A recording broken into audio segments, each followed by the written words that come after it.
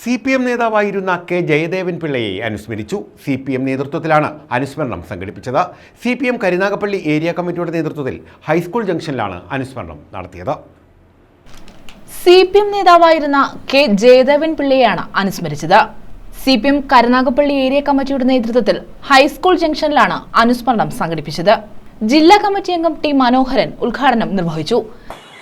Congress ആണിപ്പോ communist പാർട്ടിയുടെ നേതൃത്വത്തിൽ കേരളത്തിൽ വലിയ മാറ്റങ്ങൾ, സാമൂഹ്യ മാറ്റങ്ങൾ സംഭവിക്കാൻ ഇടയാക്കിയ ഇടതുപക്ഷ ഗവൺമെന്റുകൾ. ആ ഇടതുപക്ഷ ഗവൺമെന്റുകളുടെ കാലഘട്ടങ്ങൾ എടുത്ത് പരിശോധിച്ചാൽ കേരളത്തിൽ ഇന്ന് കാണുന്ന സാമൂഹ്യ സമത്വവും സാമൂഹ്യ മാറ്റങ്ങളും പുരോഗതിയും എല്ലാം കൊണ്ടുവന്നത് കമ്മ്യൂണിസ്റ്റ് പാർട്ടിയാണ് കേരളത്തിലെന്ന് നമുക്ക് കാണുവാൻ കഴിയും.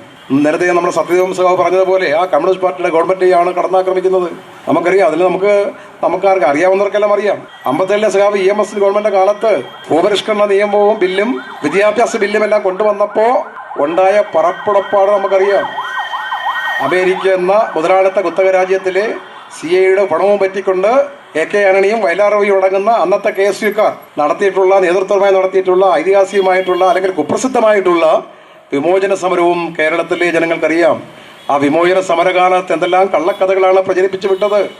ആ കള്ളക്കഥകളെല്ലാം തെറ്റായിരുന്നുവെന്നും വിമോചന സമരം തെറ്റായിരുന്നുവെന്നും ശ്രീ AK ആന്റണി ഉൾപ്പെടെയുള്ള ആളുകൾ അമേരിക്കയുടെ നിന്ന് പണം വാങ്ങിയിട്ടാണ് സംഘടിപ്പിച്ചതെന്നുൾപ്പെടെയുള്ള വസ്തുതയെല്ലാം പിൽക്കാലത്ത് ആ സമരത്തിന് നേതൃത്വം കൊടുത്തവർ തന്നെ പറയുകയുണ്ടായി.